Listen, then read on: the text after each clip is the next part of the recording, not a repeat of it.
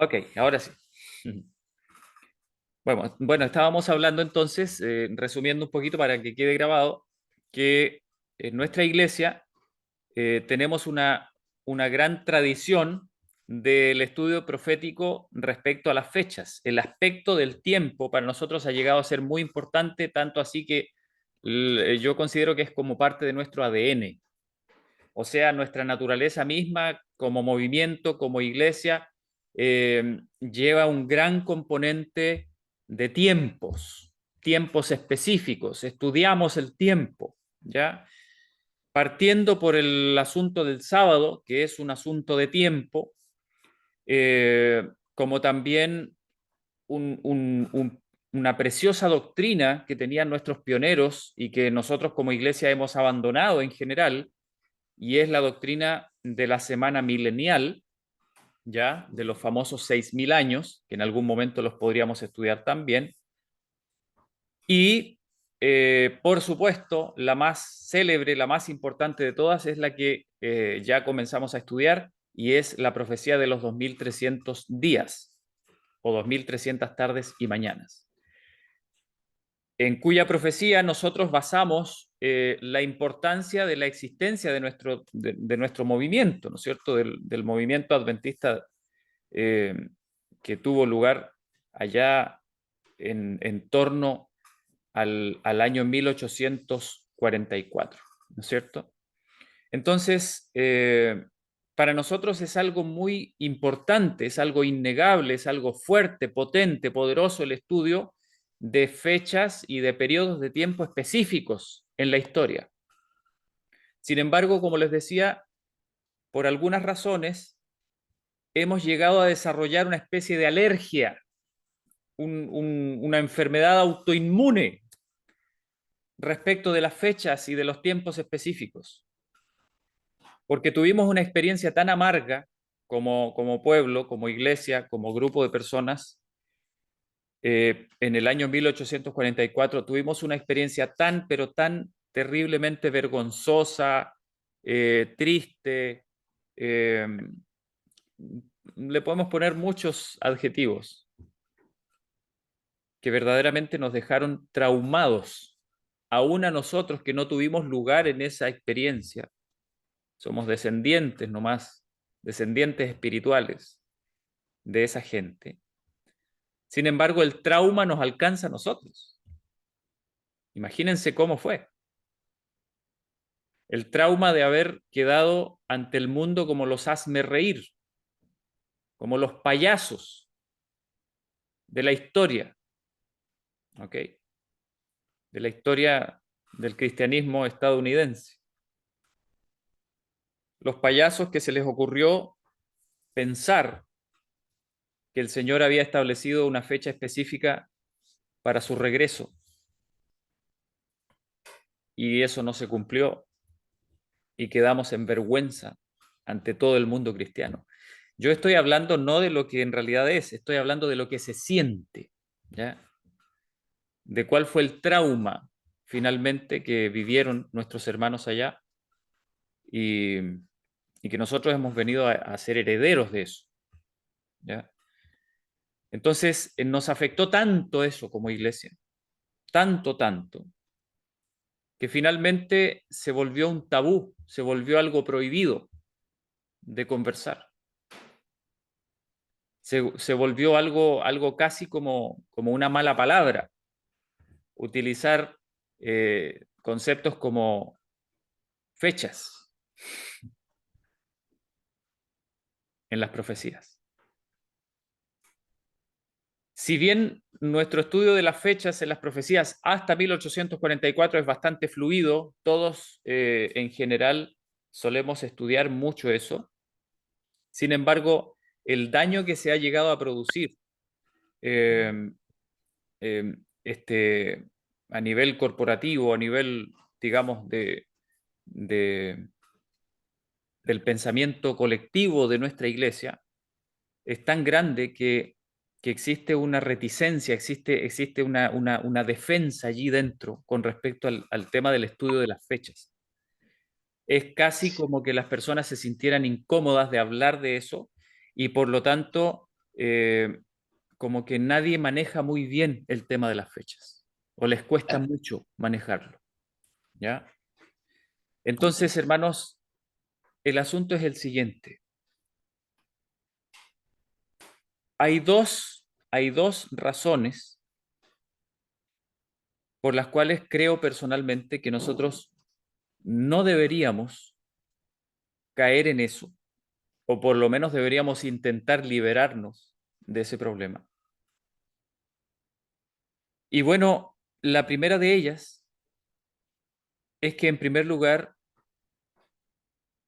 la hermana Elena White es muy específica cuando ella habla acerca de la necesidad de no volver a fijar fechas.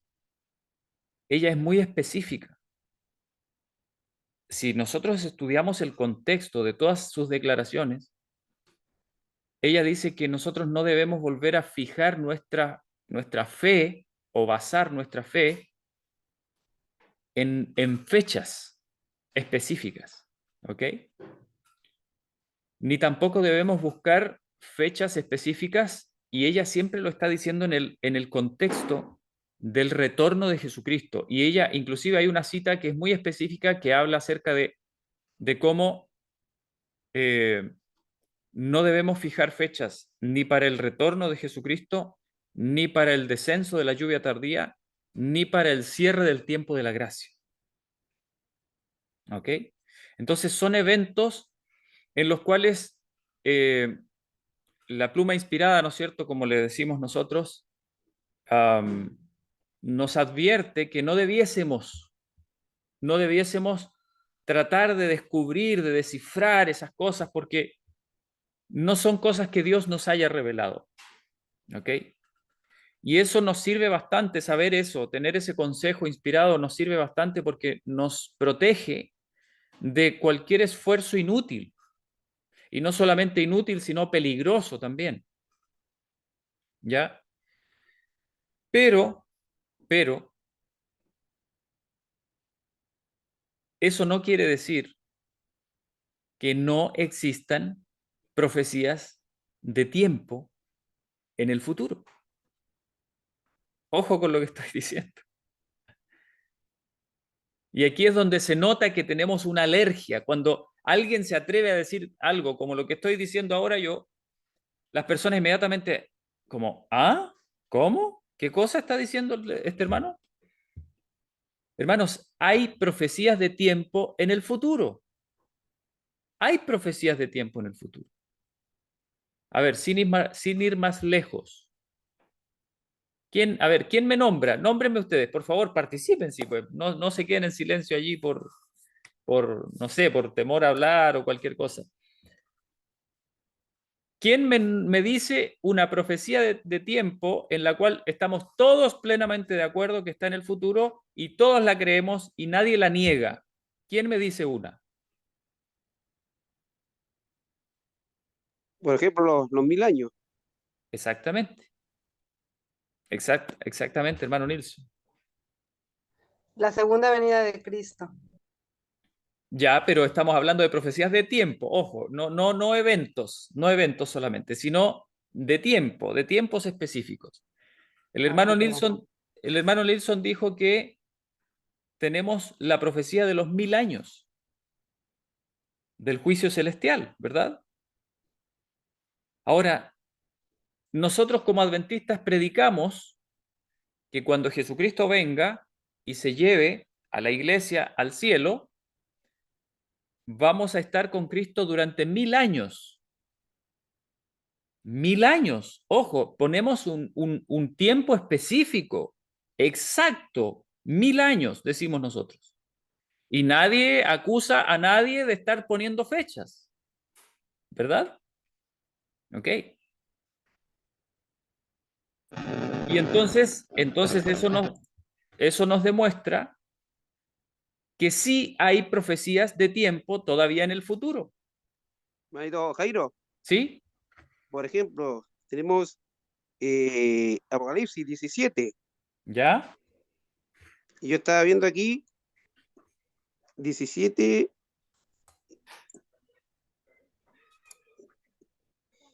12, 17, 12. Ajá,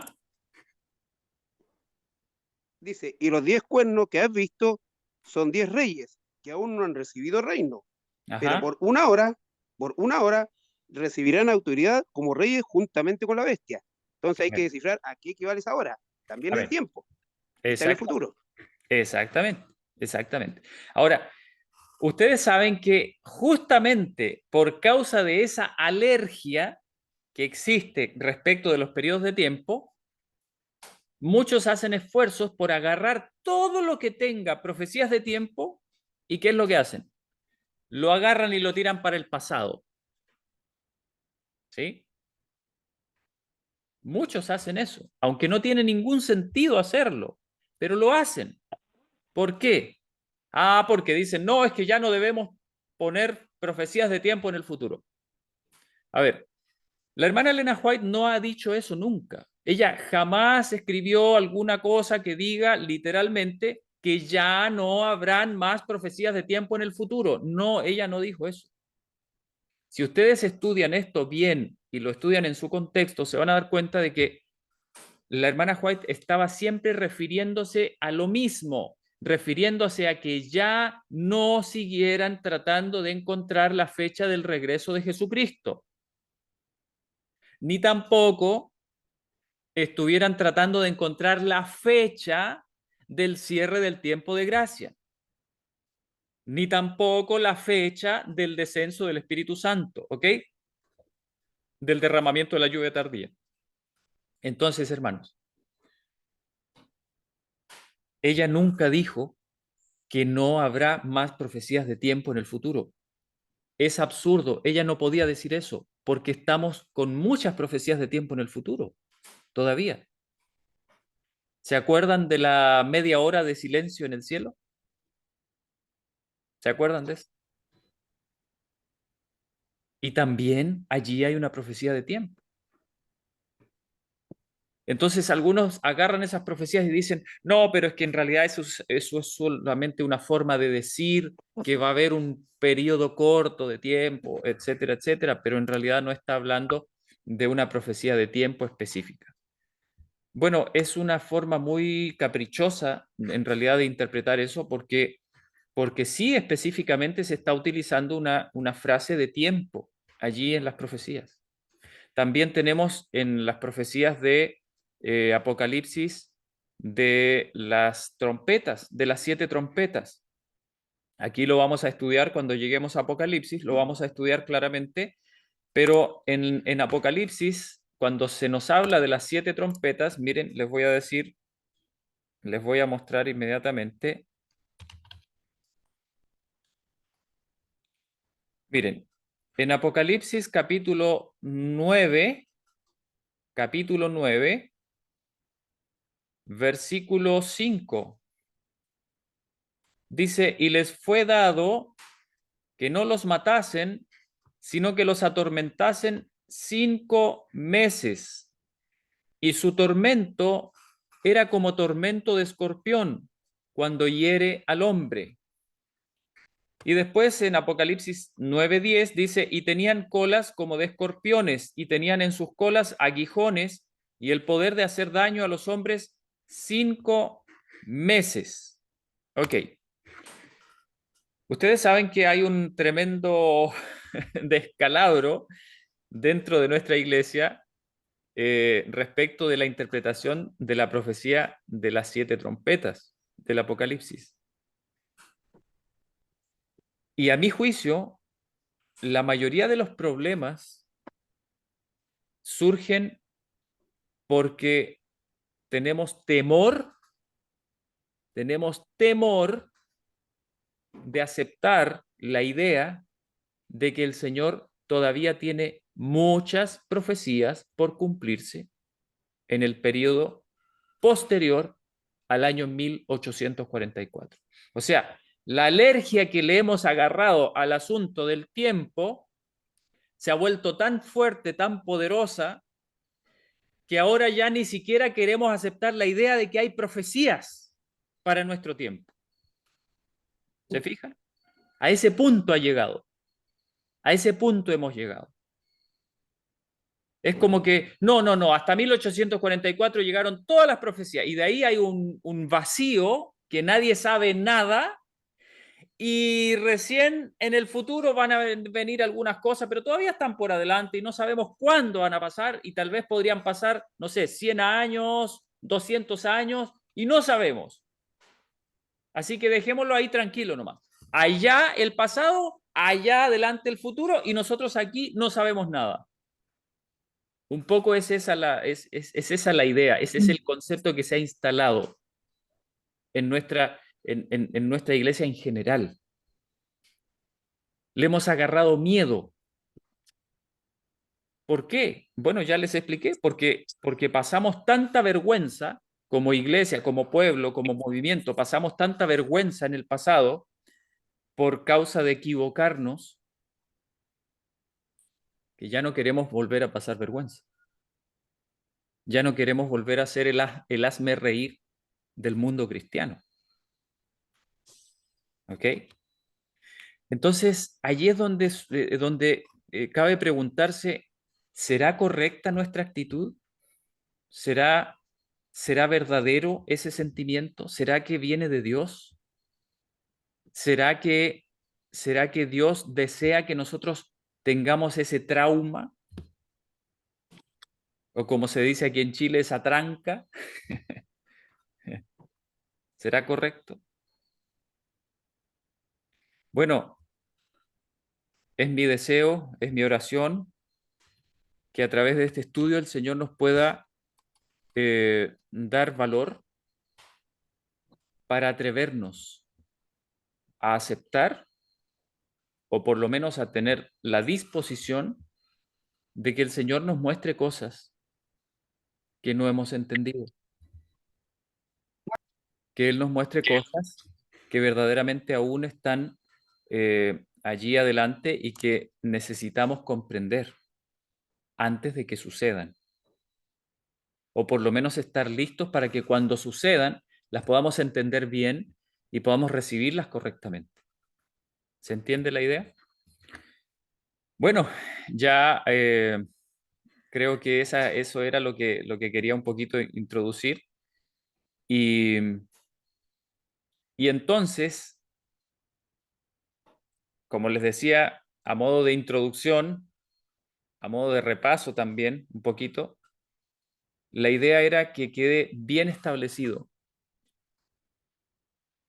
que parte central, parte primordial del estudio de las profecías es el correcto entendimiento de los tiempos. ¿Ya? Y nosotros tenemos que comprender esos tiempos. Nosotros tenemos que saber que nuestro Dios es un Dios de un orden perfecto, de un orden en donde las cosas se cumplen a su debido tiempo. Así fue en el pasado, así ha sido en la historia y así es en el presente y así será en el futuro. A Dios no se le corren los tiempos. A Dios no se le desordena la historia. Nosotros tenemos que fundar nuestra fe en la perfección de Dios. Dios es un Dios de orden perfecto. No se le escapan las cosas, no se le desordena. No es que todo atrás sí se cumplió según los planes de Dios, pero en nuestro tiempo ya como que las cosas no salen como deberían salir. No, no es así. No es así. ¿Ok? El problema somos nosotros. Nosotros andamos perdidos. Nosotros andamos ciegos por causa de nuestra tibieza espiritual. El Espíritu Santo no puede darnos visión espiritual, pero es nuestro problema. No es que a Dios le estén fallando los planes por causa nuestra. ¿Ya? Bueno, no me había dado cuenta aquí. Mi esposa me dice si quiere comparto el coanfitrión. Sí, te lo voy a compartir, Marisita, por favor. A ver.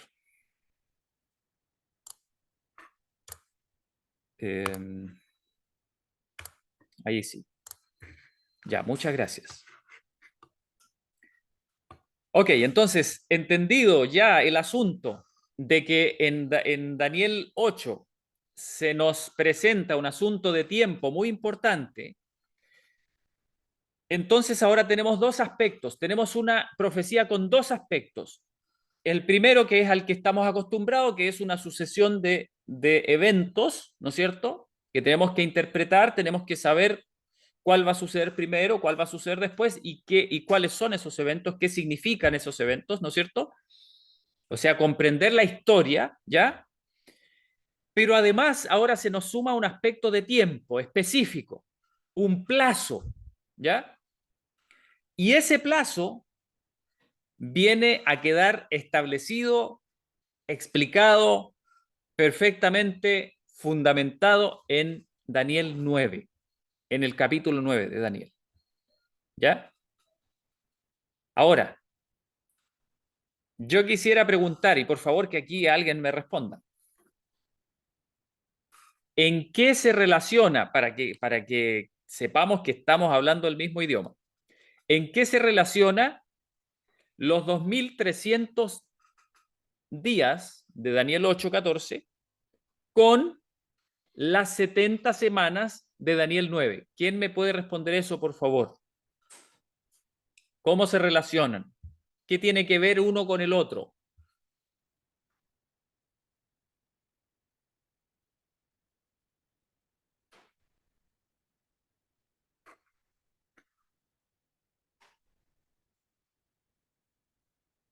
¿Puede alguien decírmelo?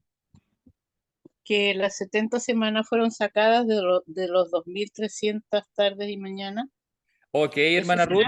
Sí, perfectamente. Le pregunto, hermana Ruth, ¿de qué parte fueron sacadas? ¿De qué parte de las 2300 tardes y mañanas? ¿Del medio, del principio, del final? ¿De dónde? Ah, eso no sabría responder, pero yo me imagino que del principio. Exactamente. Es algo obvio. Y eso lo vimos en la palabrita que significaba cortar, ¿no es cierto? Sí, sí, sí. Shatak, Claro. shatak. O sea, usted tiene una tira larga, ¿no es cierto? Una tira larga y le dice a la persona, mira, esta tira larga va desde aquí hasta acá, pero le vamos a cortar, chic, esta parte del principio, se la vamos a cortar y te la vamos a entregar a ti, porque es tuya.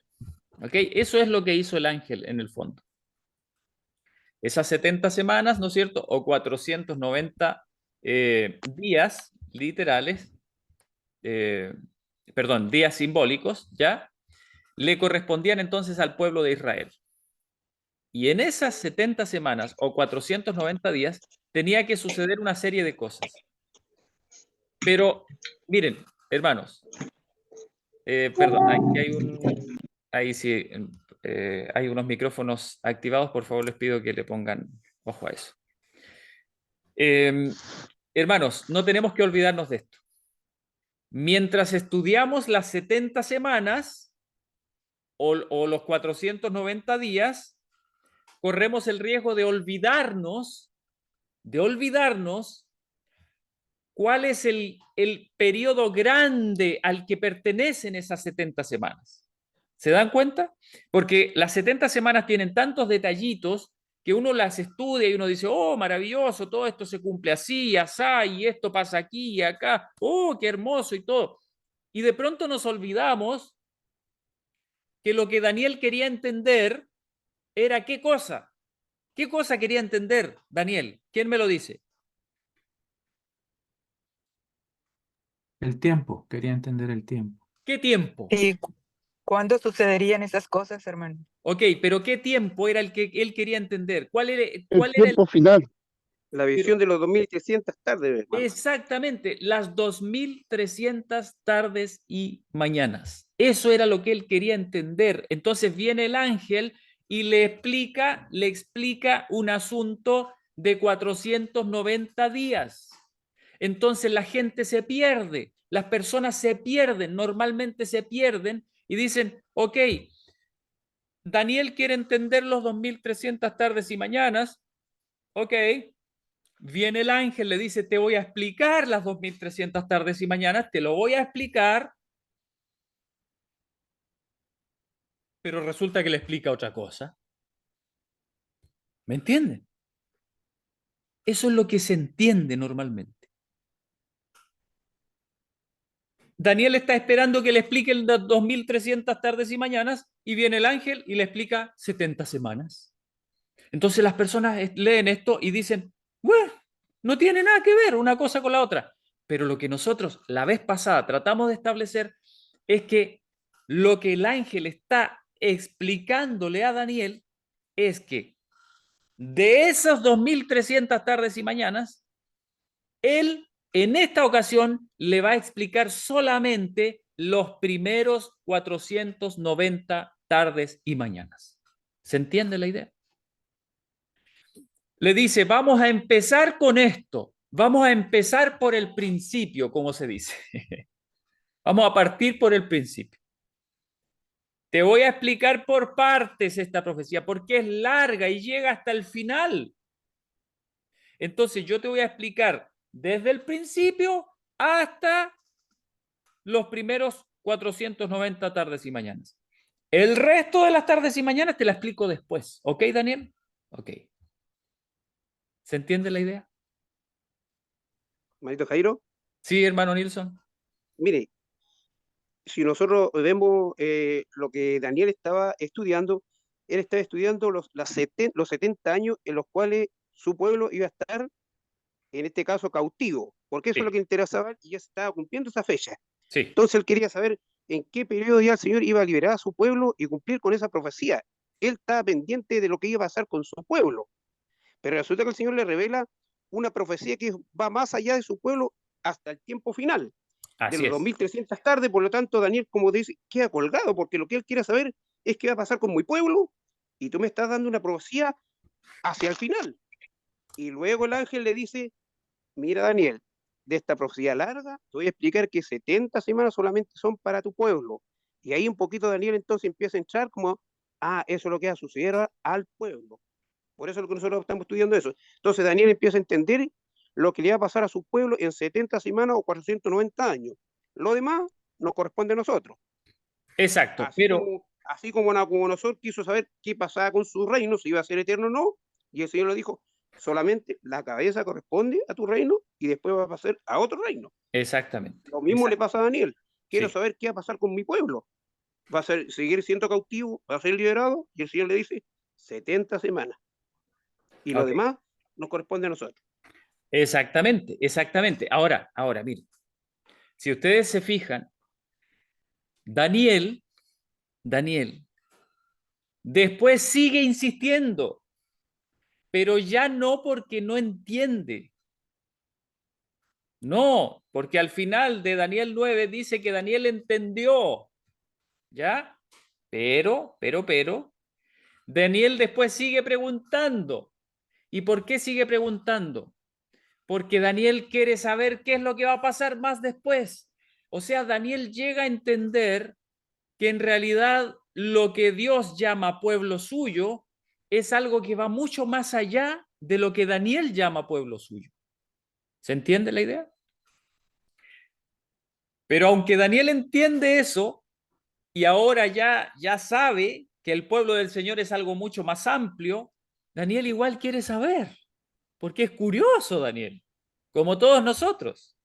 Daniel quiere saber. Y el ángel le dice, oye, ya, cálmate, si ya no te corresponde a ti saberlo todo, ¿ok? No te corresponde saberlo todo. Eso se lo dice después, más adelante, en Daniel 12, ¿ya?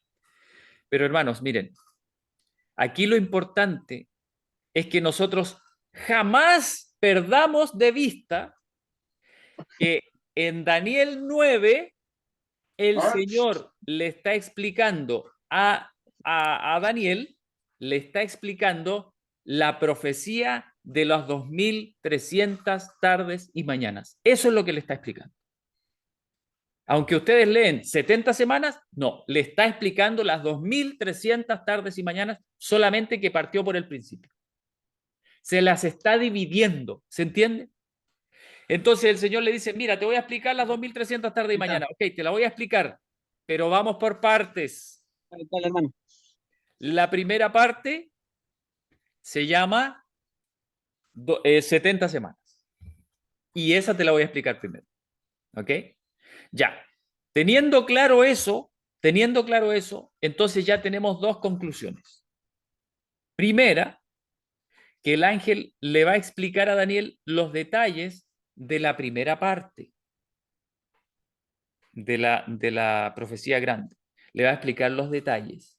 ¿Ok? Y segundo, al decirle a Daniel cuándo comienzan las 70 semanas, lo que le está diciendo también, de paso, es cuándo terminan los 2300 días. ¿Se entiende la idea? Yo espero que se esté entendiendo bien y si alguien no lo tiene claro, por favor, pregúntelo. En el momento en que el ángel le da a Daniel Pero la... a veces no se dan cuenta cuando estamos en el Zoom. ¿Cómo, perdón, hermano? A ver, habló hermana María Isabel Ordóñez. Bueno, a lo mejor fue una equivocación.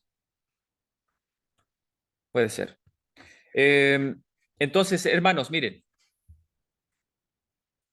Cuando el ángel le dice, aquí comienzan las 70 semanas, lo que le está diciendo es, aquí comienzan los 2300 días.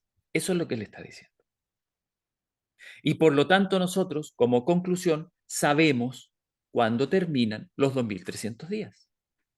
¿Verdad? Lo sabemos. Ahora, hermanos, dejando a un lado eso y abocándonos solamente a lo que el ángel le explica a Daniel, entonces yo quiero explicar algunas cositas para que ustedes las tengan claras respecto de los tiempos, de cuándo comenzó esta profecía. Miren, estoy ubicándome exactamente en Daniel 9:25, ¿ya? Daniel 9:25. Y les invito a todos a dirigirse a Daniel 9:25.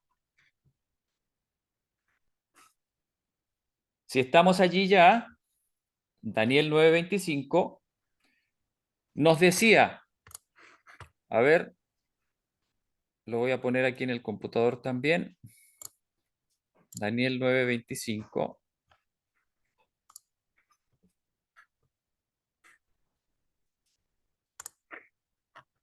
Compartir la pantalla. Ok. Ahí está. Se está viendo, ¿verdad? Sí. Ok. Daniel 9:25 dice, sabe pues y entiende que desde la salida de la orden para restaurar y edificar a Jerusalén hasta el Mesías príncipe, ya estudiamos lo que significa el Mesías príncipe, habrá 7 semanas y 62 semanas. La plaza volverá a ser edificada y el muro en tiempos angustiosos. Ok. Yo me voy ahora al comentario bíblico adventista para que leerles directamente los detalles y miren lo que dice. Comentario bíblico adventista de Daniel 9:25. Dice, cuando fue dada esta visión, Jerusalén y el templo todavía estaban en ruinas. El cielo anuncia que se daría una orden para reconstruirlos y restaurarlos. Por favor, les pido que pongan atención a sus micrófonos para que no se activen sin querer, ¿ya?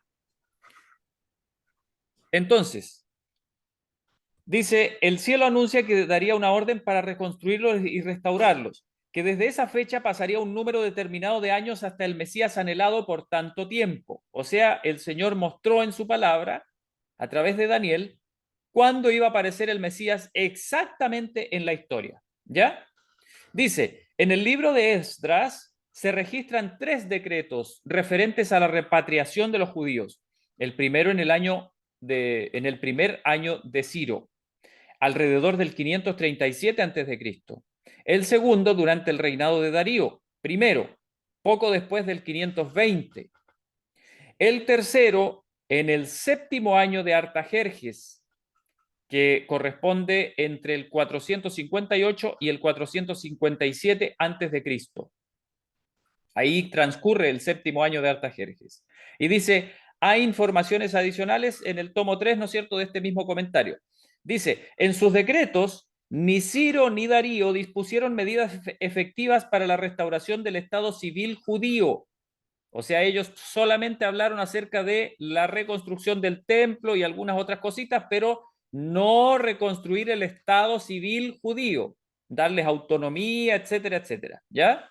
Dice como una unidad completa, aunque en la profecía de Daniel se prometía una restauración del gobierno religioso y del gobierno civil. ¿Por qué? Decía que se reconstruirá el templo, ¿no es cierto? Y la plaza y todo eso. La plaza tiene que ver con el gobierno civil, ¿ya? Y dice, el decreto del 7º año de Artajerjes fue el primero que dio al Estado judío completa autonomía bajo el dominio persa. Uno de los papiros de doble fecha descubierto en la colonia judía de Elefantina, Egipto, fue escrito en el año de ascensión al trono de Artajerjes en enero del 464 a.C. Este es el único documento judío de ese año que se conozca.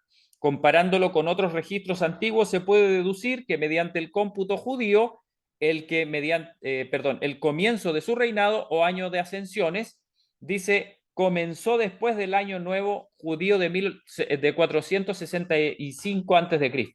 y terminó en el siguiente año nuevo judío, en septiembre-octubre del 464 a.C.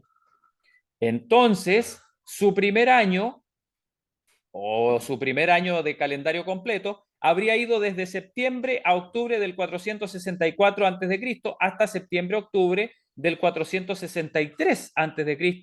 El 7º año de Artajerjes se extendería entonces desde el otoño, de septiembre-octubre, ¿no sé, a octubre, del 458 a.C. hasta el otoño del 457 a.C.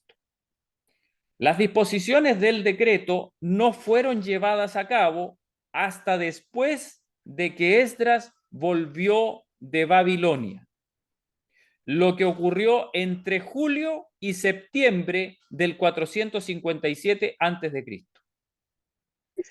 Un estudio de Esdras 7 y la precisión histórica de la fecha 457 a.C. como el 7º año de Artajerjes, dice aquí, eso está todo en un estudio completo del tema que realiza S.H. Horn y L.H. Wood, ¿no es cierto?, en la cronología de Esdras 7. Dice, Mesías, la palabra hebrea Mashiach, del verbo mashach, que significa ungir literalmente, dice, por lo tanto, Mashiach describe a un ungido, tal como el sumo sacerdote. Los reyes de Israel, ¿no es cierto?, también eran considerados ungidos. Perdón, hay unos micrófonos activos, por favor, pónganle atención allí para que no se interrumpa el estudio. Muchas gracias. Dice, la versión griega de Teodosión traduce la palabra Mashiach literalmente, Christos. Esa es la versión griega de Mashiach, ¿ya? Christos. De ahí viene la palabra de que nosotros usamos, que es Cristo, ¿ya? Dice que viene del verbo grió, que significa ungir, y por lo tanto significa sencillamente ungido. Cristo es una transliteración de Christos. En la historia judía posterior se aplicó el término Mashiach al libertador esperado que habría de venir. Daniel predijo que el Mesías príncipe anhelado por tanto tiempo habría de aparecer en un tiempo especificado. A este tiempo se refirió Jesús cuando declaró: el tiempo se ha cumplido. ¿Se acuerdan cuando Jesucristo andaba predicando por ahí? El tiempo se ha cumplido, el reino de los cielos se ha acercado, etcétera, etcétera. Se estaba refiriendo literalmente a la profecía de Daniel. Dice, Jesús fue ungido en ocasión de su bautismo en el otoño del año 27 después de Cristo. Estamos hablando del hemisferio norte. Ustedes saben que cuando allá es otoño, aquí es primavera, ¿no es cierto? Ya. Entonces, cuando en el estudio de las profecías se habla del otoño, estamos hablando del otoño de allá, no del de aquí, por si acaso. Entonces, dice que Jesús fue ungido en ocasión de su bautismo. Eso lo vimos la vez pasada. Y cuando se habla de las 7 semanas y 62 semanas, aquí, a ver, no quiero leer todo esto, simplemente les quiero decir que la razón por la que se dice 7 semanas y 62 semanas es porque supuestamente la reconstrucción completa de Jerusalén iba a tardar 7 semanas proféticas, es decir, 49 años. Ahora, históricamente no se encuentra mucha evidencia de eso. Por lo tanto, nosotros tenemos que confiar solamente en lo que dice la profecía. No hay evidencia histórica suficiente para decir, en el año tanto se terminó de poner la última piedra del muro, por ejemplo, o de la plaza, qué sé yo.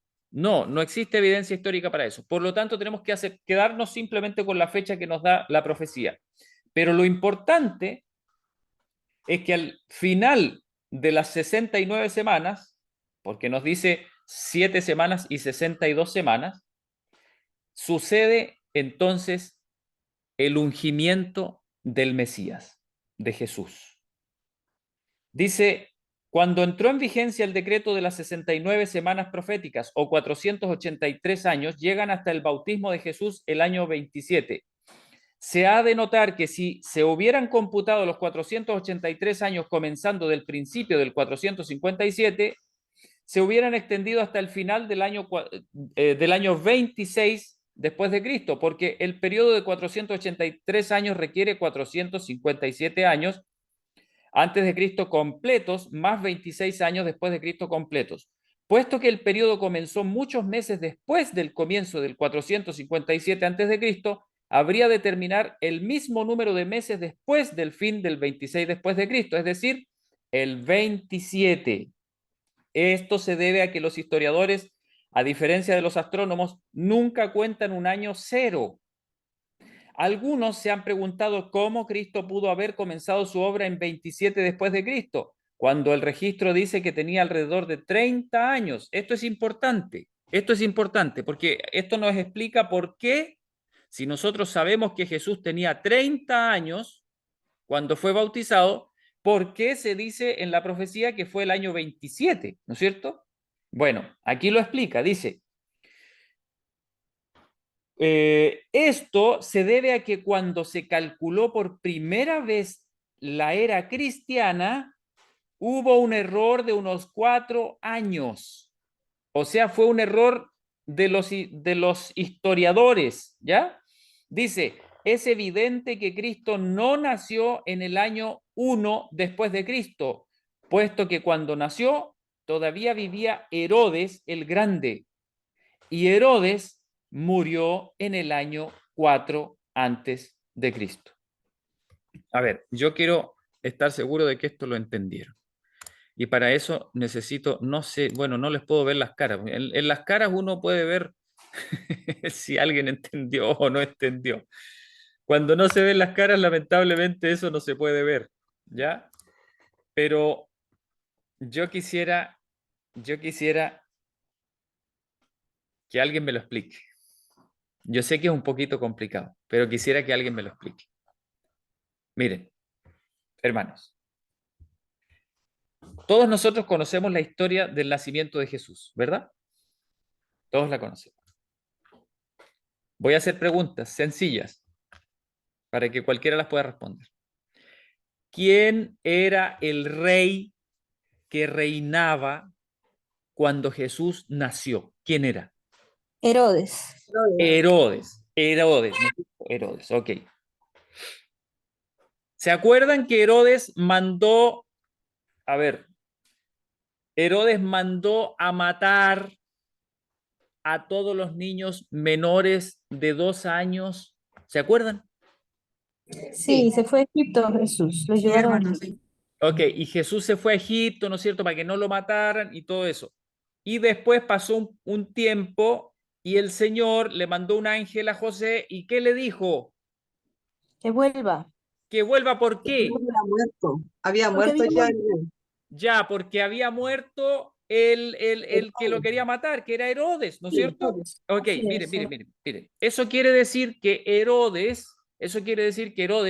murió cuando Jesús tenía ¿cuántos años más o menos? ¿Cuántos años? 2 o 3. Sí, sí, amén. Ya. Tiene que haber tenido unos 2 o 3 o hasta 4 años, más o menos. Jesús tiene que haber tenido esa edad cuando murió Herodes, ¿ok? Ya. Fíjense ustedes que históricamente está comprobado que Herodes, el mismo Herodes que mandó a matar a Jesús o que mandó a matar a esos niños, se murió en el año 4 antes de Cristo. O sea, según la historia, ese Herodes, cuando Jesús vivía, ya había muerto.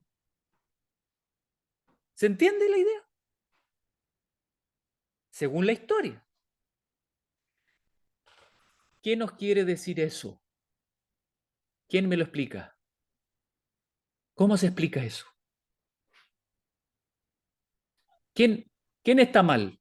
¿La Biblia o la historia? La historia porque dice eh, que Jesús ya estaba más crecido, ¿no? Cuando Herodes murió. Y es Exacto. muy importante este texto, no sé si usted lo tiene, pero igual no lo había pensado así, y realmente es espectacular ese texto de que Herodes estaba muerto ya cuando se le dice a José que se traslade, que salga de ahí. Exactamente, exactamente. Entonces, hermanos, miren, hermanos, si Herodes murió cuando Jesús tenía unos 3 años más o menos, significa que la historia está corrida como 3 años. ¿Se entiende la idea? ¿Dónde están esos años? ¿Dónde están? ¿Cómo, perdón, hermana Jazmín? Sí, le pregunto, ¿y dónde están esos años? O sea, ¿qué? ¿Están perdidos esos No, años? es que, No. hermana Jazmín, mire, no se haga problema por eso, mire, si eso no es, eso los eruditos lo entienden, ellos lo saben eso. Lo que pasa es que cuando se empezó a estudiar esto y se empezó a documentar, porque la historia moderna, tratada como una ciencia, como lo entendemos nosotros hoy en día, es relativamente nuevo. Esto no es que los historiadores desde los inicios del mundo hayan ido poniéndole fechas a sus escritos y cosas así. No, ellos escribían nomás así. Eran personas que registraban los hechos del mundo y qué sé yo, y le ponían en el año tanto, del rey tanto, para ubicarse así, porque ellos no sabían en qué año estaban parados. No tenían eso que nosotros tenemos de un conteo universal de los años, en donde, por ejemplo, nosotros decimos estamos en el año 2024. Ellos no sabían eso, ellos no tenían idea de eso.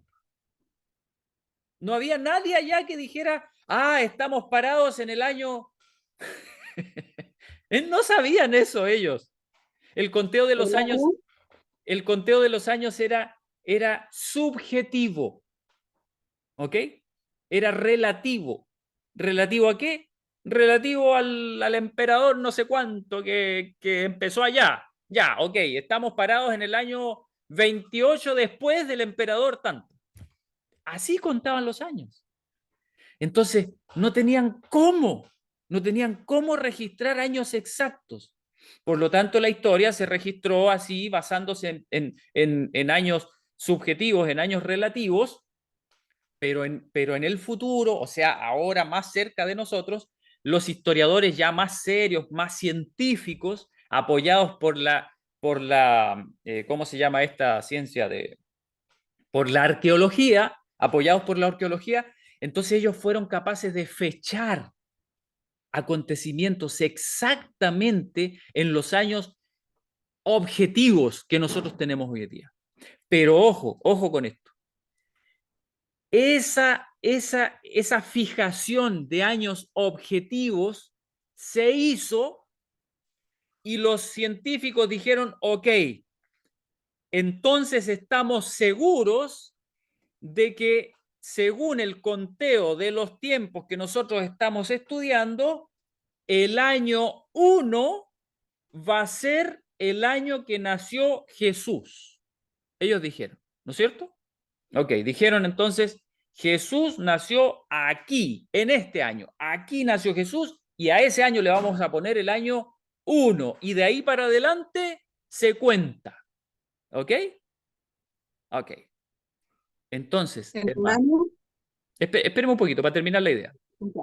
Entonces, mire, resulta que cuando ellos hicieron eso y le pusieron eso ahí, se equivocaron, pues. Se equivocaron. Le erraron como por 4 años. ¿Se entiende la idea? Porque los científicos también se equivocan. Se equivocaron simplemente.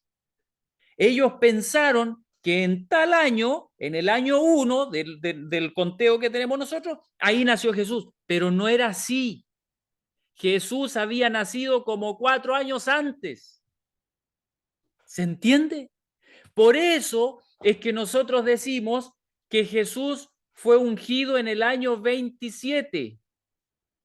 Pero nosotros decimos en el año 27 de nuestra era, no en el año 27 de Jesús. Porque Jesús, cuando fue ungido por el Espíritu Santo, a ver quién me dice cuántos años tenía. 27. 30, No, no tenía 27. 30. Tenía 30 30. años. ¿Quién dice eso? ¿Quién dice eso? ¿Lo digo yo? ¿Lo dice la hermana? No, la Biblia. La Biblia No, dice que era como de 30 años. ¿Se acuerdan? Como Sí. de 30 años. Ok, miren, entonces, lo que la Biblia nos está demostrando es que la historia, los historiadores científicos se equivocaron en fijar la fecha del año 1, se equivocaron. Tenían que haberla fijado 4 años antes. ¿Se entendió la idea? Pero la fijaron 4 años después. Por lo tanto, históricamente, Jesús fue ungido el año 27, pero no de su edad, sino el 27 de los científicos, de los historiadores. ¿Se entiende la idea? Ok, hay unas manitos levantadas. No sé quién estaba primero. Yo sé que el hermano Daniel Navarrete era el segundo. Me parece que la hermana Belarmina, no sé si era ella u otra persona. Sí, estoy buscando un texto mientras tanto, hermano, que pase la esa persona. Ya, hermano Daniel, por favor. Sí, no, cortito. Claro, esto que dice usted es cierto. Al final es un tema de referencia. Eso yo estuve investigando la otra vez y eso lo definió un monje por ahí por el año 500 y él era un monje erudito en muchas cosas, ¿cierto? Historiador y matemático.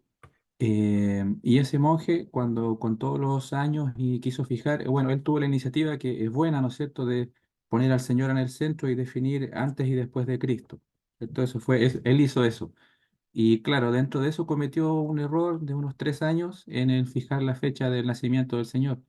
Pero igual su escala se siguió usando en la Edad Media y hasta el tiempo actual, porque igual sirve de referencia, porque al final todo tiene que ver con una referencia. Es como si uno dijera, por ejemplo, dando un ejemplo si bien trivial, de matrimonio, digamos, por ejemplo, yo estoy por decir algo, en mi año 20 de matrimonio, lo contamos con mi esposa desde que nos casamos, ¿no es cierto? Pero alguien puede decir, no, yo lo quiero contar desde que nos cambiamos a la casa nueva, que eso ocurrió en el año 5 de estar casado, por decir algo. Entonces yo digo, bueno, hoy actualmente estoy en el año 20 de matrimonio, pero también estoy en el año 15 desde que compré la casa nueva, por decir algo, por dar un ejemplo. Entonces al final es un tema de ponerse de acuerdo y tener una referencia. Y eso, por eso se ha respetado esa escala, aunque se sabe desde hace mucho tiempo que tiene esos pequeños errores de 3 años, pero es la referencia que usamos hasta la actualidad, hasta el tiempo actual. Nuestro año 2024 también está relativo a ese calendario. Eso no más, hermano. Exactamente. Muchas gracias, hermano Daniel. Viene a aclarar mejor todavía la idea. Yo espero que a todos les esté quedando bastante claro. Hermanos, miren, entonces, lo que estamos diciendo aquí es que en realidad, si nosotros tomáramos el primer año de Jesús como el año 1, pero el verdadero año de Jesús 1, entonces, ¿en qué año estaríamos parados nosotros ahora, hoy día? ¿Qué año sería en realidad? A ver quién me lo dice. 2021. 3 ¿Qué? años menos, pues. Hoy no sé. No, no, serían 3 años más, hermana. Serían 3 años más.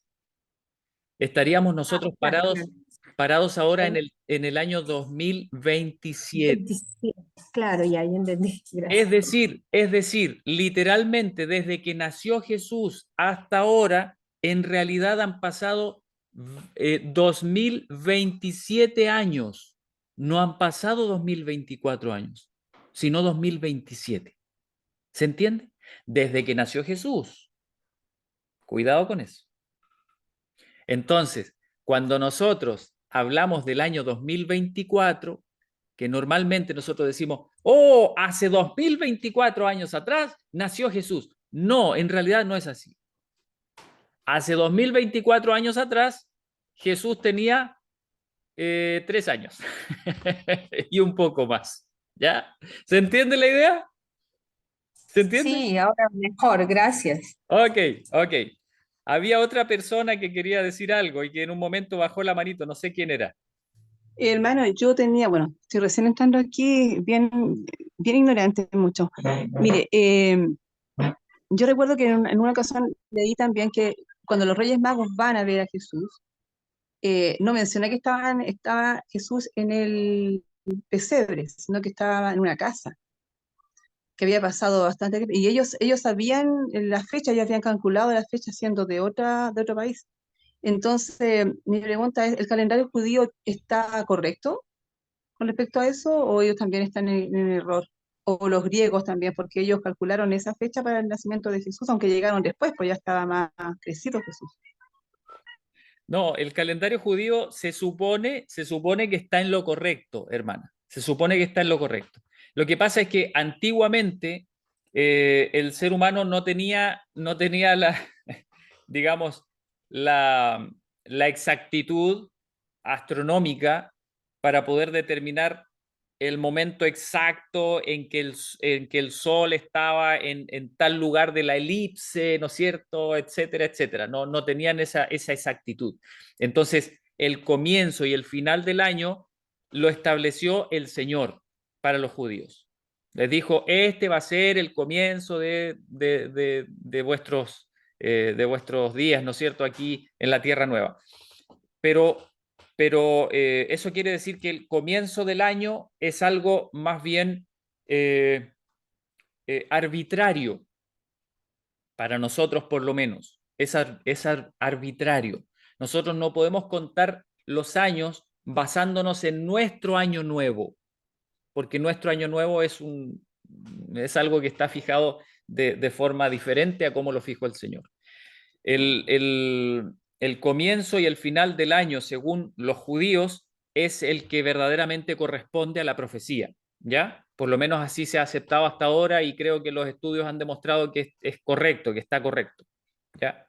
Pero eso no tiene ninguna mayor relevancia. Lo que a nosotros nos importa es saber más o menos a qué mes o a qué fecha o a qué estación, ¿no es cierto?, del año corresponde esa fecha que se da ahí en la profecía a la fecha nuestra. ¿A qué fecha corresponde? ¿Ya? Y nosotros tenemos un conocimiento muy exacto de a qué fechas correspondía. ¿Ya? Por diversas cuestiones que no las vamos a estudiar todas ahora porque no es el asunto. Ahora, hermanos, pero entendido esto, ya nos podemos sacar de la cabeza eso, por si de repente alguien nos pregunta, oye, pero ¿y cómo si la Biblia dice que Jesús tenía 30 años cuando fue bautizado? ¿Cómo entonces tú me dices que fue bautizado en el año 27? Bueno, ahora ya le podemos explicar que el conteo de los años que nosotros tenemos ahora es un conteo que fue establecido arbitrariamente, o sea, no tan arbitrariamente, pero inexactamente durante la Edad Media, y no corresponde exactamente a los sucesos que tuvieron lugar en la historia.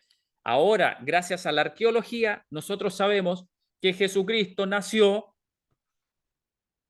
más o menos en el año -3, o en el año 3 o 4 antes de Cristo.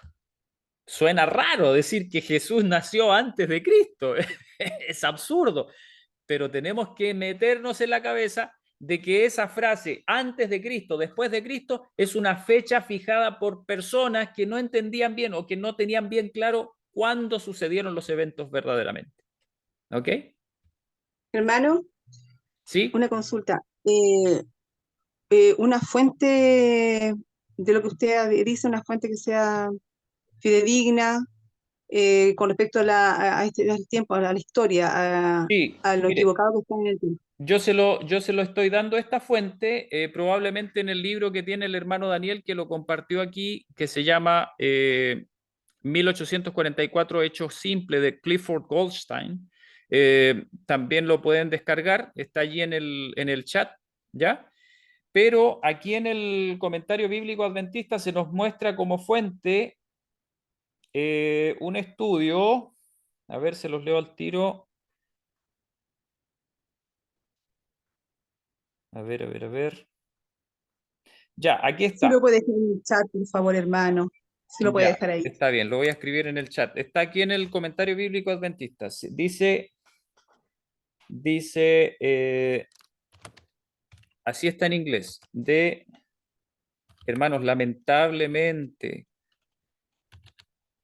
toda la literatura, las fuentes que verdaderamente nos sirven, la mayoría están en inglés, hermanos, están en inglés. Pero de todas maneras se pueden buscar, y ahora gracias a la tecnología podemos traducir de forma bastante sencilla, ¿no es cierto? Yo creo que la mayoría de ustedes saben cómo traducir en Internet. Dice The Chronology of Ezra. The Chronology of Ezra. Y dice of Ezra 7. Y esta es una edición revisada de 1970. De 1970. Y está escrita por S. H. Horn y L. H. Wood. Ya, esa es una fuente que ustedes pueden revisar, en donde se habla bastante sobre las fechas, sobre las cronologías bíblicas, ¿ya? Dice el hermano Federico J. Dice, confiamos en la fijación de la fecha de la muerte de Herodes el Grande en el año 4 antes de Cristo. Sí, bueno, hermano, mire, yo no le voy a decir que he revisado exactamente porque no sé, según la historia y según esa teoría, porque acuérdense que todo, absolutamente todo lo que se hace en torno a la ciencia se le llama hipótesis y tesis. Y para los que nos gusta un poquito el tema de la investigación, sabemos que todo lo que la ciencia dice está sujeto a revisión. ¿Ya? No hay nada que la ciencia diga que sea así es y quedó establecido y listo. Hay algunas cosas en las ciencias exactas, ¿no es cierto? Leyes, qué sé yo, y aún así, en la ciencia no existe prácticamente nada inamovible, ¿ya? Pero si nosotros nos basamos en lo que la Biblia dice, tenemos necesariamente que aceptar que Jesús tuvo que haber nacido por lo menos unos 4 años antes, perdón, entre 3 y 4 años antes de lo que la historia dice que nació. ¿Se entiende la idea?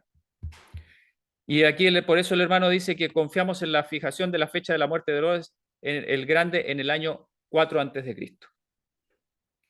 Podría ser 3 también. No estamos bien seguros. No tenemos cómo saberlo, hermanos. Tendríamos que hacernos arqueólogos y revisar todas las investigaciones arqueológicas, ¿no es cierto? Tal vez le podríamos preguntar al profesor, este brasilero que es muy famoso de nuestra iglesia, que se llama Rodrigo Silva. No sé si él tendrá alguna ponencia en internet disponible con respecto a las fechas. Tal vez alguno de ustedes la conozca, la haya escuchado, ¿no es cierto? Pero hasta donde yo tengo entendido, hermanos, no hay nada inamovible en cuestiones arqueológicas. Simplemente hay arqueólogos, autores, que dicen esto otro, dicen aquí, dicen acá. Lo único que sabemos es que si nosotros tomamos la cronología que ha determinado la arqueología o la historia científica, entonces tenemos que correr la fecha de nacimiento de Jesucristo unos 3 o 4 años antes de lo que en realidad, o sea, de lo que nos dice la historia que sucedió. ¿Ya? ¿Está claro? Dice, listo, muchas gracias. Lo que es concretamente claro entonces es que Jesús nació entre 3 y 5 años antes de la fecha fijada como el año 1 de nuestra era. Exactamente. Yo no sé si decir 5 años, pero sí, nació antes de la fecha fijada científicamente. ¿Ya? Ok. Entonces, dicho eso, le vamos a dar una repasada para terminar por esta vez el estudio de hoy día. Le vamos a dar una repasada a la interpretación de Daniel 9, de las 70 semanas. La última parte, que ya hemos visto gran parte, ¿no es cierto? Sí, vamos a ver la última parte. Dice entonces, sigo adelante. A ver, me perdí aquí un poquito.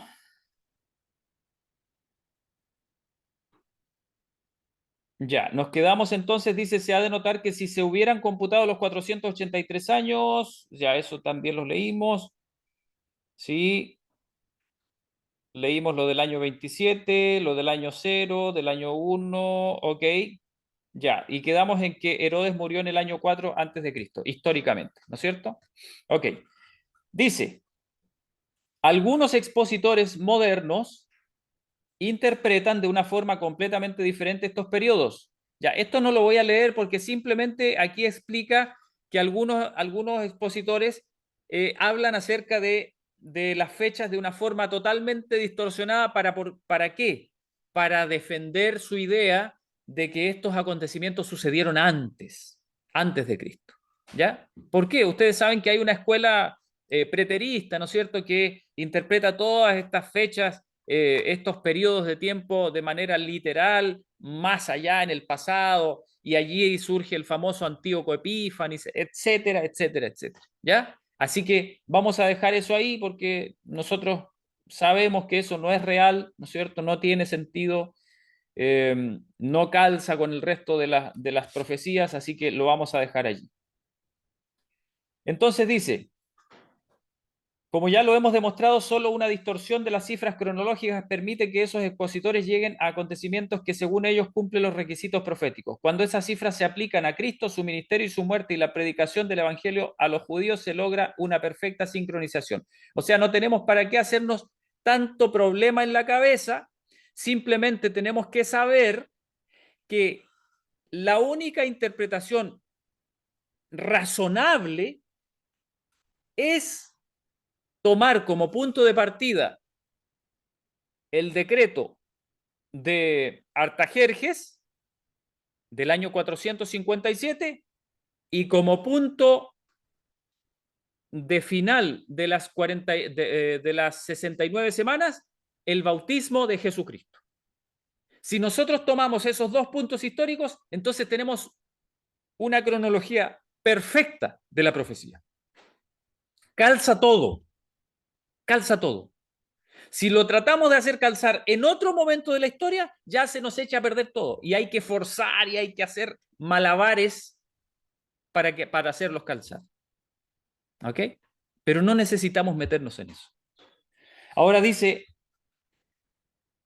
el hebreo harutz se usa en este sentido solo aquí en el Antiguo Testamento. Dice en el hebreo de la Mishnah significa una zanja.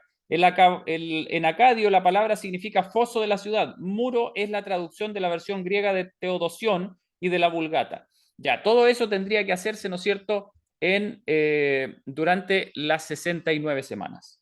Pero ahora nos vamos a la última semana. Pasamos al versículo 26. Mire lo que dice el versículo 26. Dice, y después de las 62 semanas, en realidad aquí cuando dice después de las 62 semanas, sabemos que está hablando de las 69 semanas, ¿no es cierto? A ver, quiero saber si me lo están entendiendo. ¿Por qué acabo de decir eso? ¿Por qué si en el versículo 26 dice, y después de las 62 semanas, yo les digo, esto es después de las 69 semanas? ¿Por qué? ¿Quién me lo explica? Porque hay que agregar la semana antes, pues, hermano. Acuérdate que hay una Exactamente. semana antes y después viene la 62. No la semana antes, las 7 semanas, ¿no es cierto? Las 7 semanas anteriores. Correcto, las 7 semanas anteriores. Exactamente. Ya, no nos olvidemos que el versículo 25 decía, habrá 7 semanas, 62 semanas, ¿ok? Y nosotros sumamos eso y sabemos que son 69 semanas. Entonces después el ángel, como es exacto para hablar el ángel, no se anda confundiendo, dice, y después de las 62 semanas, porque él está hablando al final de ese periodo específicamente de tiempo, dice la Biblia, se quitará la vida al Mesías. Y le dice abiertamente a Daniel, Daniel, el Mesías que tú tanto has esperado y que todos ustedes han esperado por miles de años, va a morir ahí. En ese momento exacto de la historia va a morir tu Mesías. Imagínense cómo fue eso para Daniel. Y entonces sigue diciendo, mas no por sí. Claro, no iba a morir por él, iba a morir por los demás, ¿no es cierto? Y además, que él no se iba a quitar la vida. ¿Y por qué dice eso? Porque hubieron otros que sí se quitaron la vida. Entonces él quería establecer que había un Mesías verdadero y iban a haber otros falsos. Y entonces sigue diciendo, y el pueblo del príncipe que ha de venir destruirá la ciudad y el santuario. Y después dice, con inundación será el fin de ella y hasta el fin de la guerra las asolaciones están determinadas.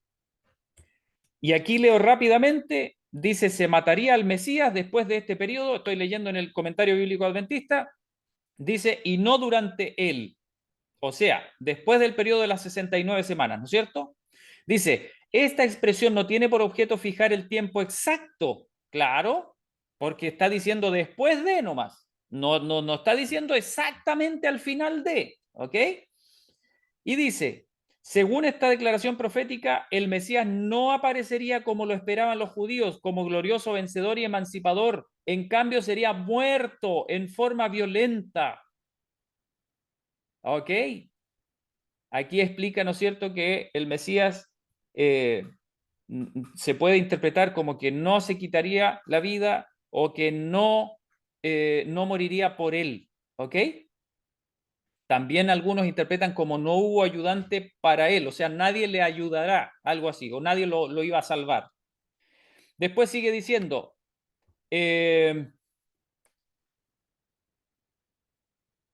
ok, dice, me estoy saltando las partes innecesarias, dice, la ciudad y el santuario, dice, se predice aquí el tiempo, que el templo y la ciudad de Jerusalén serían raídos. Esto lo cumplieron los romanos en el año 70 después de Cristo. Los soldados romanos tomaron antorchas y deliberadamente las pusieron en la parte de la madera del interior del templo y destruyeron todo, ¿no es cierto? Queda claro eso. Durarán las devastaciones, dice este pasaje, podría traducirse literalmente hasta el fin. Habrá guerra, una determinación de ruinas. Ok, y nos pasamos al versículo 27, donde está la parte más importante. Miren lo que dice el versículo 27. Dice, y por una semana confirmará el pacto con muchos.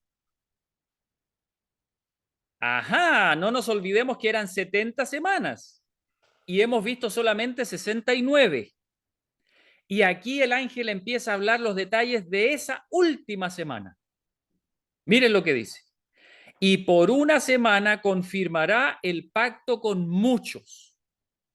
Y a la mitad de la semana hará cesar el sacrificio y la ofrenda. Ok. ¿Cuál es la mitad de una semana? ¿Para qué vamos a esperar la respuesta? Son 3 días y medio, ¿no es cierto? 3 días y medio. O sea, el ángel está diciendo, durante esa última semana, cuando pasen 3 días y medio, hará cesar el sacrificio y la ofrenda. Vamos a leer qué nos dice el comentario bíblico adventista. Dice, esta semana la 70ª comenzó en 27 después de Cristo, al iniciarse el ministerio público de Cristo en ocasión de su bautismo. Eso fue en el otoño. Jesucristo fue bautizado en el otoño, ¿ya? Dice, se extendió más allá de la crucifixión en la mitad de la semana, ocurrida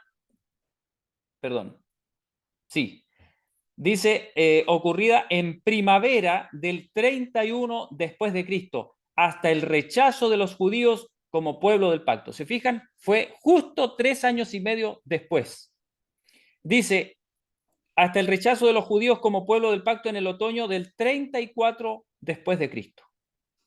O sea, 490 años después del 457 antes de Cristo, nos lleva al 34 después de Cristo. ¿Ok? Y dice, la viña fue entonces arrendada a otros labradores, como dijo Jesucristo. Durante unos 3 años y medio,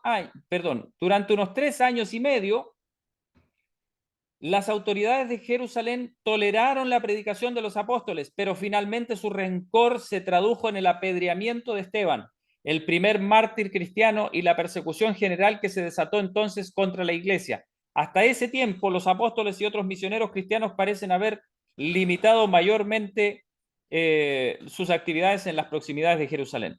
Puesto que las 70 semanas o 490 años son parte del periodo más largo de 2300 años, y puesto que los primeros 490 años de ese periodo se extienden hasta el otoño del 34 después de Cristo, es posible calcular la fecha de la terminación de los 2300 años.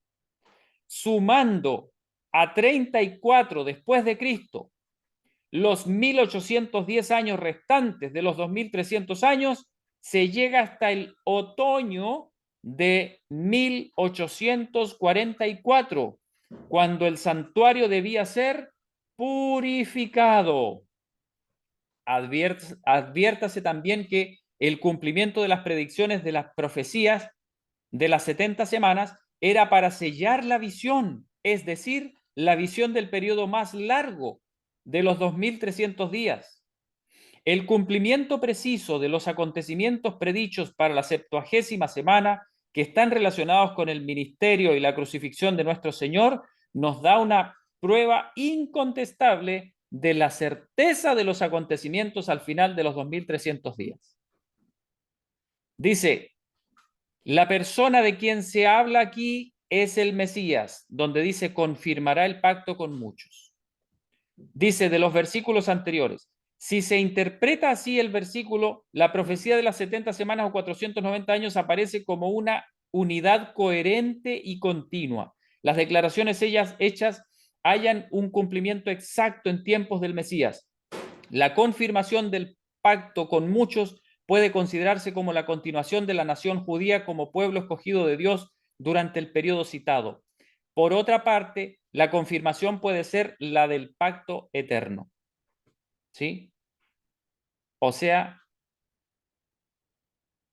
el Señor confirmaría el pacto con su pueblo durante ese tiempo. Acuérdense que los pactos siempre tienen que ser ratificados. ¿Se acuerdan que el apóstol Pablo habla de eso? Y el Señor Jesucristo, con su ministerio, con su muerte y su resurrección, ratificó el pacto.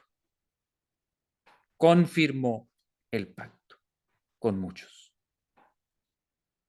Dice a la mitad, el hebreo yatsi, palabra que significa mitad o medio.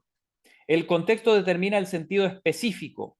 Varias de las versiones más recientes dicen medio. Esta traducción se basa en la suposición de que el contexto habla de Antíoco Epífanes. Ya otra vez aquí meten, ¿no es cierto?, a los preteristas.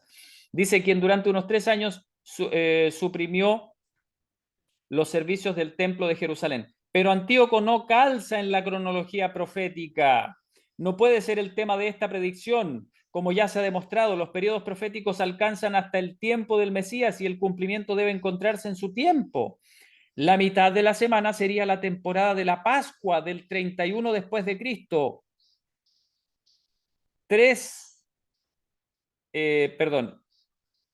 Después de Cristo. Dice 3,5 años después del bautismo de Cristo en el otoño del 27 después de Cristo. Dice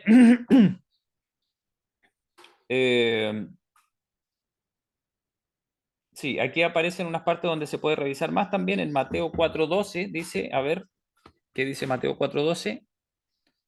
Mateo 4:12, nos vamos a Mateo 4:12.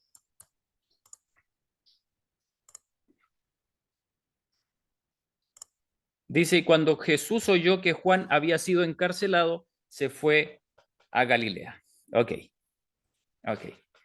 Allí fue cuando comenzó el ministerio de Jesús en Galilea. Ya, eso es lo que está diciendo. Ok, dice, los sacrificios hallaron su cumplimiento en el sacrificio voluntario de Cristo, al que habían simbolizado. La ruptura del velo del templo hecha por una mano invisible en el instante de la muerte de Cristo fue el anuncio del cielo de que los sacrificios y las oblaciones habían perdido su significado. Por eso dice, acabará con el sacrificio y la ofrenda. Literalmente, ala, eso se traduce, es lo que se traduce como muchedumbre. Dice, aquí se representa poéticamente al desolador, como llevado sobre el ala de las abominaciones. Esto se refiere, a lo menos en parte, a los horrores y las atrocidades que los romanos cometieron contra la nación judía en el año 70 después de Cristo. Es decir, el final de lo que habría de acontecer a la nación judía. Triste fue la suerte de los que rechazaron su esperanza de salvación. El desolador, dice en la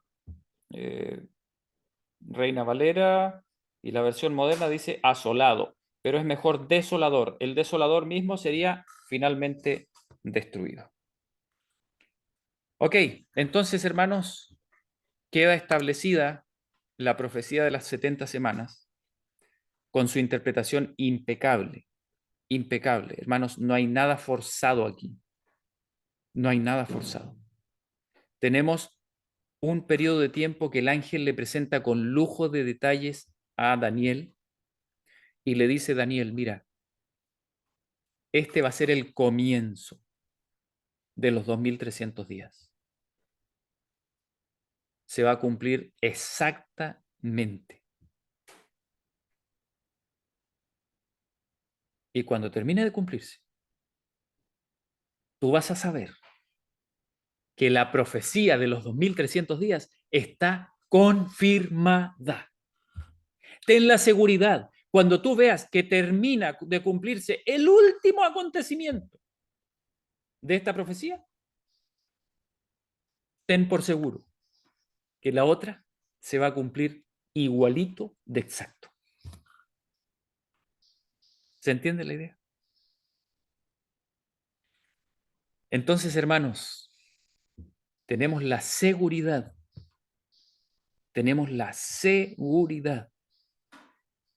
de que el estudio de los periodos proféticos son exactos, son fidedignos, se van a cumplir a su perfección, tanto los que pasaron como los que van a venir. Cuidado con esto, yo no estoy diciendo que podemos ponernos a poner fechas, no estoy diciendo eso, pero podemos saber que aquellos periodos que están todavía en el futuro, en donde se nos dice va a durar tanto tiempo, este otro va a durar esto, este otro va a durar esto otro, y esto aquí y acá, van a durar eso, y van a ser exactos, perfectos esos periodos de tiempo. El Señor, nuestro Dios, es un Dios de perfección, es un Dios de exactitud. No se le va una sola cosita, nada, absolutamente. ¿Podemos confiar en un Dios así? Hermanos, ese es mi Dios. Ese es vuestro Dios. Un Dios amoroso, misericordioso, justo, poderoso, perfecto. Perfecto. Y Dios hace todas las cosas perfectas. Que el Señor les bendiga, hermanos. Nos metemos de lleno entonces con Daniel 10. Sí, no iba a cerrar la reunión todavía, pero quisiera ya terminar ahí el estudio de hoy día, ¿no es cierto? Y ahora vienen, por supuesto, las preguntas o los aportes. Hermano Daniel, adelante. Sí, hermano, quería comentar que ahí dejé en el chat los libros que usted me pidió. Los encontré en internet, ahí el de Maxwell y el otro, el libro de 1844, Hechos Simples. Estuve viendo bien el de 1844, Hechos Simples, el hermano que hizo el libro lo pensó no para eruditos, precisamente, lo pensó para hermanos de iglesia y trató de ser bien simple en la forma de explicarlo.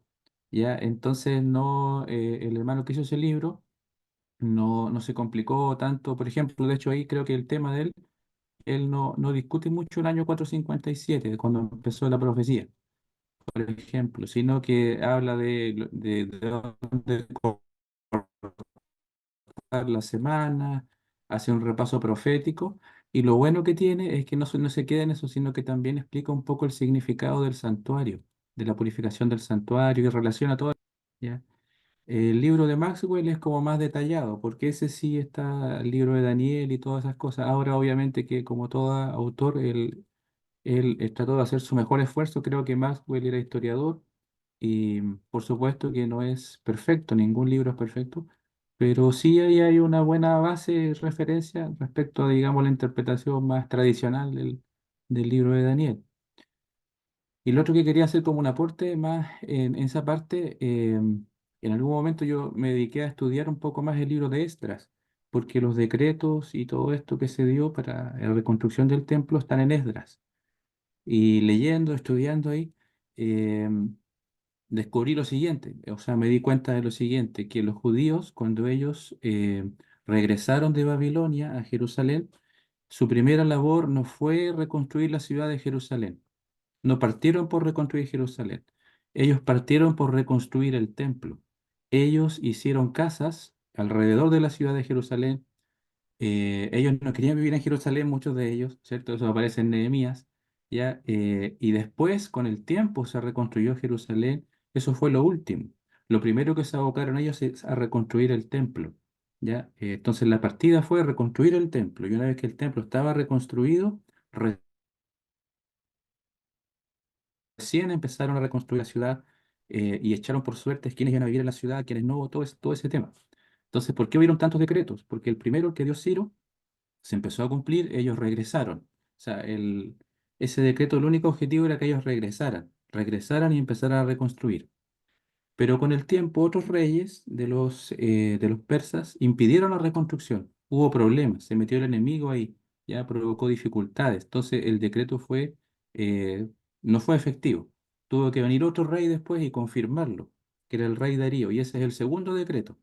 Y ese segundo decreto, que aparece, si no me equivoco, en Esdras 6 o 5, ese segundo decreto de Darío, lo único que él hace es confirmar el de Ciro. O sea, él no le agrega nada más. Dice, encontramos en la biblioteca el decreto de Ciro y confirmamos que en realidad era verdad que los judíos tenían el permiso para ir y reconstruir. ¿Ya? Pero no dice nada más. Y el tercero, el de Esdras 7, que para nosotros es el más importante, perdón, el de Artajerjes, ese sí les da a ellos recursos, el rey Artajerjes les dio recursos, se dijo que del bosque del rey pudieran sacar madera, les dio una serie de cosas, ¿no es cierto? Les permitió incluso autogobernarse ellos, obviamente que era un gobierno dependiente del imperio persa, pero era un gobierno propio, ¿ya? De ellos, como judíos. Entonces, todas esas cosas no las hicieron los otros dos decretos, no cumplieron eso, ¿ya? Esa parte. Y incluso algunas personas también hablan del un cuarto decreto, lo toman como decreto, que es el rey Artajerjes más adelante envió a Nehemías, porque Nehemías estaba preocupado por la situación de su pueblo.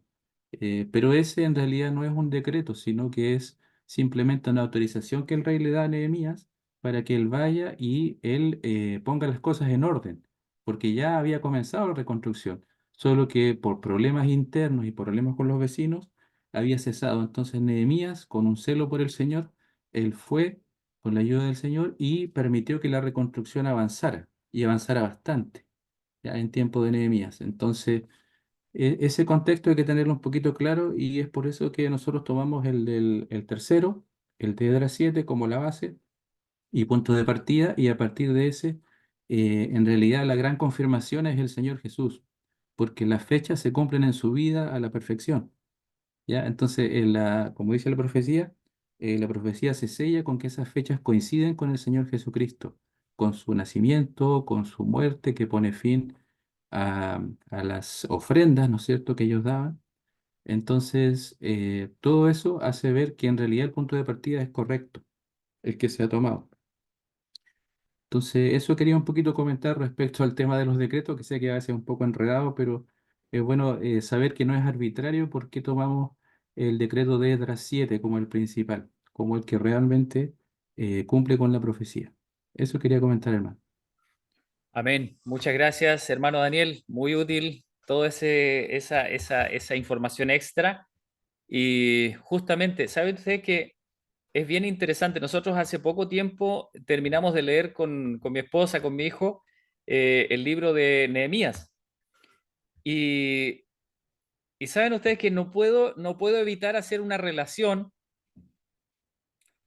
La hermana Elena White dice en el libro Profetas y Reyes, al final, en los últimos capítulos, justamente cuando habla de esto, la hermana White habla acerca de que lo que sucedió con la reconstrucción de Jerusalén en tiempos de Esdras y Nehemías es símbolo de lo que el Señor quiere hacer con su iglesia en estos tiempos. Y la reconstrucción del templo y de los muros de Jerusalén son símbolo de la reconstrucción de la ley de Dios. Y saben ustedes que si ustedes leen Isaías 58, que al final termina con esos preciosos versículos de 58, 13 y 14, donde dice, si retrajeres del día sábado, del día de reposo tu pie, ¿no es cierto?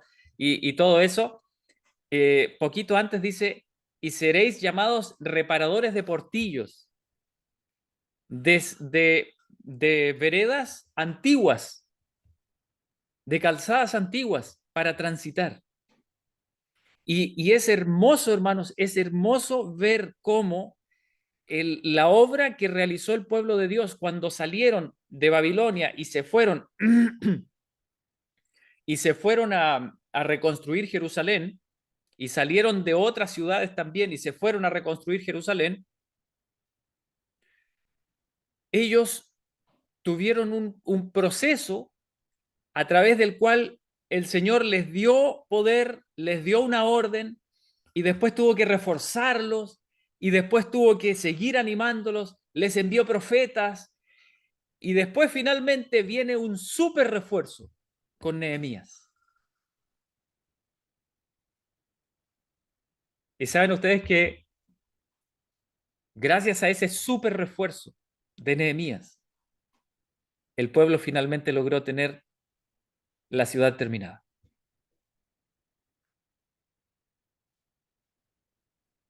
Y yo no puedo evitar pensar en la simbología de eso. De cómo el Señor nos dio 3 mensajes angélicos que entregar al mundo. ¿Y cuánto nos ha costado? ¿Cuánto nos ha costado? Y finalmente el Señor envía un último refuerzo. Un refuerzo que viene con reforma y con poder. Y finalmente bajo esa reforma y ese poder se termina el muro. Yo veo una simbología perfecta de lo que va a suceder finalmente con el pueblo de Dios. El fuerte pregón no vendrá sin que el Señor tenga que enviar un último refuerzo. Y estamos a punto de ver eso. No sé si ustedes lo logran ver, pero es algo maravilloso. Bueno, eso creo que es todo de mi parte por hoy. Quiero que el Señor les bendiga a todos y quiero dejarles invitados entonces a todos para el próximo domingo a las 11 de la mañana. Y por favor, hoy día tuvimos este percance, ¿no es cierto?, de que las personas encargadas no pudieron enviar el link.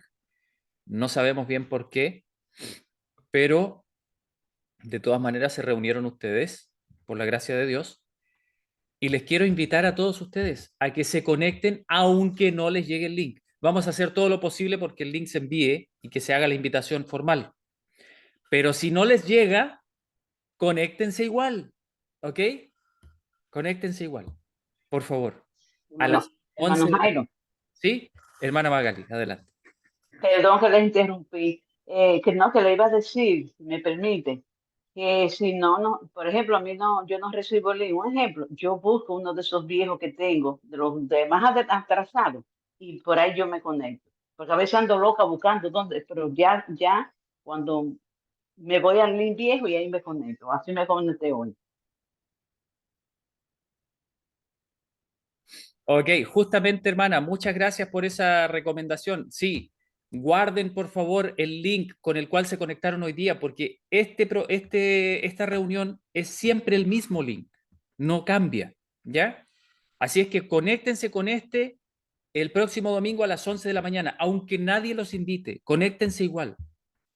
El enemigo va a hacer de todo para que no funcione esto. Ya, yo creo que hemos sido testigos, todos los que estamos aquí reunidos, de cuánto el Señor nos ha bendecido a través de este estudio. Así es que, por favor, guárdenlo y conéctense. Allí me escribe, a ver, bueno, hermana, discúlpeme que le conteste de forma así abierta para no demorarme tanto. Yo no uso WhatsApp. Tengo un número de WhatsApp, pero es de la empresa, es comercial, no lo utilizo casi nunca, ¿ya? Por lo tanto, si me quiere escribir algo, si alguien quiere comunicarse conmigo, les escribo aquí de forma abierta, les voy a escribir a todos mi email personal, ¿ya? Es este. Denme un momento. Ya, ese es mi email. Ahí está en el chat. Por favor, cópienlo, hermana Nena Torres y cualquier otra persona, si quiere escribirme, allí está. jairoinsunza@gmail.com. Yo siempre reviso mi mail. Una vez al día por lo menos lo reviso. Así es que les voy a contestar de todas maneras. ¿Ya? Hermana Giovanna, tiene su manito levantada. Adelante. Bueno, yo les saludo de acá desde Uruguay, lo estoy escuchando, así que bueno, muy contenta porque se estén dando estos temas y bueno, voy a seguir conectada, vamos a seguir creciendo juntos. Yo estoy leyendo, terminé de leer recién el Daniel y ahora empecé con el Apocalipsis de Mark Finley, también lo recomiendo, está muy claro, y siempre el conflicto de los siglos que va acompañando, ¿no? Ese no podemos dejarlo. Así que bueno, muy contenta porque la invitación que tuve. Así que bueno, ahora cuenten conmigo porque voy a hacer todo lo posible para poder estar el próximo domingo. Bueno, muy contenta todo y bueno, saludos para todos. Gracias, hermana Giovanna. Estoy muy contento de tenerla aquí. Es la primera vez, creo, que escucho a una persona de Uruguay y es un gozo, es una alegría tenerle aquí con nosotros. Tenemos personas de México, de Bolivia, de Perú, de Argentina también, de Colombia me parece mucho también. Así es que bienvenida. Eh, bueno, miren. Para las personas que se han conectado ahora y que no se habían conectado antes, les voy a compartir un link. Denme un momentito. Les comparto un link de una carpeta de Google Drive.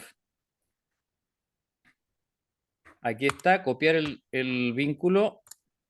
Y les estoy compartiendo aquí ese link. Ahí está, debajito de mi email está el link. Si ustedes pinchan, guarden ese link, por favor. Yo les invito a guardar ese link. Ustedes saben cómo copiar, ¿no es cierto? El texto, lo copian, lo pegan en alguna notita por allí en el celular y guarden ese link. Ese link es un acceso directo a una carpeta de Google Drive que contiene, a ver, esa carpeta se llama Estudio de Profecías del Tiempo del Fin. En esa carpeta ustedes van a encontrar 5 carpetas. Una que se llama Documentos Revisados, Libro, Guía y Metodología, Libros Fuentes. Perdón, hay un micrófono activado, si me ayudan con eso. Dice Libros Fuentes, Recepción de Propuestas y Traspaso de Videos. Hermana Giovanna o cualquier otra persona que esté interesada y que no haya visto los estudios anteriores, en la carpeta donde dice Traspaso de Videos, a ver, se los voy a compartir por pantalla mejor. Aquí está. Sí, mejor, sí. Sí, miren, aquí estoy yo. Si ustedes entran a ese link, van a entrar a esto, miren. Van a entrar a esto que ven aquí. ¿Ya? Aquí está, dice libro, guía y metodología. Si ustedes pinchan ahí dentro, se van a encontrar con este librito que dice Daniel y Apocalipsis, Elena G. de White. Ese es el libro guía que estamos usando para el estudio para este estudio. ¿Ya? Es el libro base, digamos. No es que estemos estudiando solo eso, pero es la base, es el marco teórico. ¿Ya? No es otra cosa que el texto bíblico con comentarios de la hermana White al respecto. ¿Ya? Y tenemos también otra carpetita que dice traspaso de videos. Y esta es bien importante, hermana Giovanna, y todos los que no hayan visto las anteriores. Traspaso de videos, si yo pincho aquí, miren, tenemos todos los videos desde Daniel 5 en adelante. Tenemos el estudio de Daniel 5, de Daniel 6, de Daniel 7 tenemos 3 videos, nos demoró 3 sesiones para terminar Daniel 7, y ya llevamos 3 sesiones para Daniel 8 también, y ahora llevamos una de Daniel 9 y la de hoy día, Daniel 9b, ya van 2, y vamos a completar con hoy ya terminamos, ¿ya? Con hoy ya terminamos, y entonces nos vamos a Daniel 10 la próxima. Entonces, todos esos videos son las sesiones anteriores que ya hemos dejado grabadas para que las puedan revisar si quieren y si pueden. ¿Ya? Ok. Esos videos están allí. Ustedes los pueden descargar o los pueden ver simplemente allí. Y también nuestra hermana Lidia los ha estado subiendo a su canal de YouTube si alguien conoce su canal. Dejo de compartir entonces, pero ya les dejé el link allí para que puedan entrar a ese lugar. ¿Alguna cosa más? Si no, ya podemos terminar. Ya, voy a detener entonces la grabación